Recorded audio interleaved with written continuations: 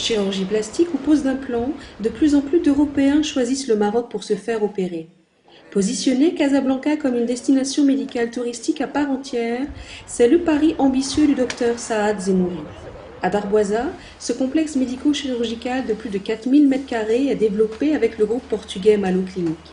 Dédié à l'esthétique et au bien-être, il ouvrira ses portes fin 2011. Son coût, 25 millions d'euros. Le tourisme médical au Maroc est en train de germer.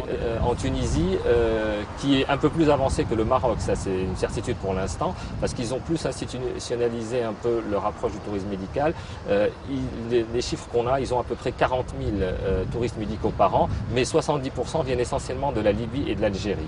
Donc pour nous, le véritable concurrent, c'est l'Asie. Au chevet des patients se relayeront une quarantaine de médecins. Parmi leurs spécialités, la chirurgie dentaire, vasculaire ou le traitement de l'obésité. On cherche à toucher bien sûr les Européens résidant en Europe, on cherche à toucher les subsahariens qui viennent déjà souvent pour tout ce qui est maladies et pathologies au Maroc. On cherche à toucher les pays arabes, mais aussi une cible qui est importante et qu'il ne faut pas oublier, c'est les Marocains résidant à l'étranger qui représentent plus de 3,5 millions d'habitants. Objectif, dynamiser le secteur. Plus nombreux, il faudrait qu'il y ait une action concertée avec tous les acteurs du tourisme, c'est-à-dire les compagnies aériennes, l'Office marocain du tourisme pour faire un peu de promotion et de marketing, les hôteliers. Au Maroc, la pose d'un implant dentaire est facturée 1 000 € contre 2 000 en France. Pour la chirurgie plastique, les tarifs sont en moyenne 30% inférieurs à ceux pratiqués en Europe et les délais d'attente moins élevés. Dans cette clinique de Casablanca, 40% des patients sont étrangers. Les gens n'hésitent pas à se déplacer pour se faire opérer par tel chirurgien parce que la copine, parce que la sœur, parce que l'amie s'est fait opérer chez tel chirurgien, elle est contente de son résultat, il a bonne réputation, donc elle va aller le voir. Et pour faire le déplacement, chacun a ses raisons. Il y a certainement un petit gain matériel, il y a la discrétion, et il y a, on joint l'utile à l'agréable.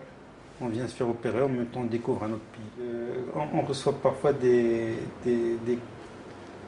appels de patientes qui parlent de... Il paraît que vous faites des promotions en ce moment, il paraît que... Et il ne faut pas oublier que la chirurgie esthétique est une discipline médicale, médico-chirurgicale, et qu'il ne s'agit nullement de brader quoi que ce soit. Hein. On n'est pas en train de vendre des nuitées d'hôtellerie. La prise en charge ne se limite pas à l'acte chirurgical. L'étage accueille un centre de soins esthétiques dernier cri. Le cadre est cosy et rassurant. Une psychologue reçoit même les patients en consultation. Un positionnement haut de gamme qui fait la différence, mais pas seulement. Je crois que les médecins marocains ont meilleure réputation